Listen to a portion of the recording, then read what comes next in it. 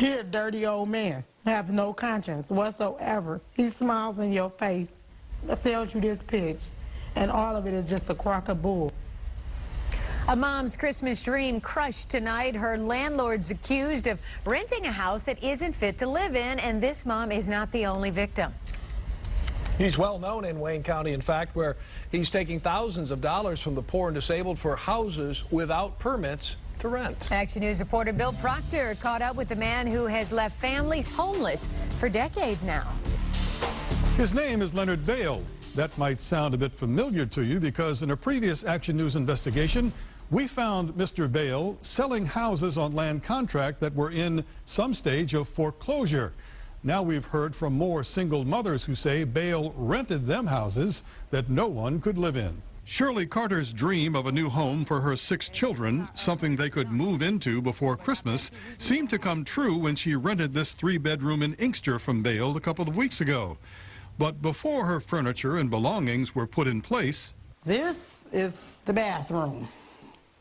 If you use the toilet, the sink, the tub, everything overflows. He's known about these issues for 5 or 6 years or more, that all of the previous tenants that have lived in that house had major sewer issues with that house. The problems are so severe, Shirley has to move out just days before the holiday. Christmas, we're not going to have a Christmas. We're not going to have a Christmas or a home to stay in.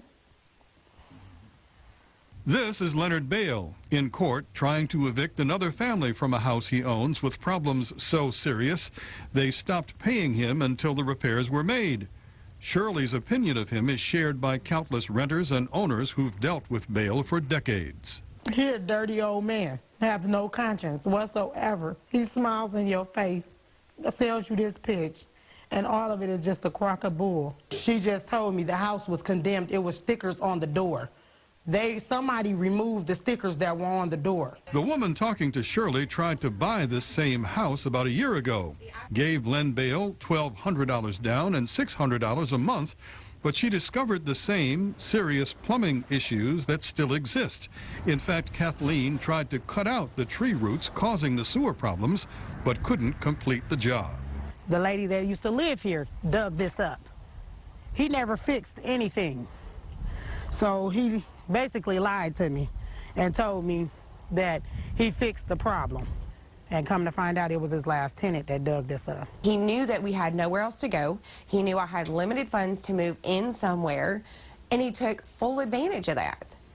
And I don't understand how somebody can be that heartless. Kathleen and the others who feel they are victims of Mr. Bale know that he lives in a nice neighborhood in Farmington Hills in a $500,000 house. But when we knocked on his door, we received no response, nor did we receive a return phone call from him. Mr. Bale, could you give us a few minutes? Thank you. Have an appointment. We have a long list of questions for Leonard Bale, but he had nothing to say as he left the Dearborn Heights courthouse that morning. He had sold this man a house on land contract, and it too had plumbing and structural problems so severe David couldn't move in with his family. We still have plumbing problems and stuff. It's been like that since the beginning. The whole entire upstairs was not really livable. David bought the house on a land contract, but Bale took him to court trying to evict him as if he was a tenant, renting the house instead of a buyer. And that, says attorney Paul Hughes, is against the rules. Somehow Mr. Bale is slipping in a rental agreement to also classify people as tenants.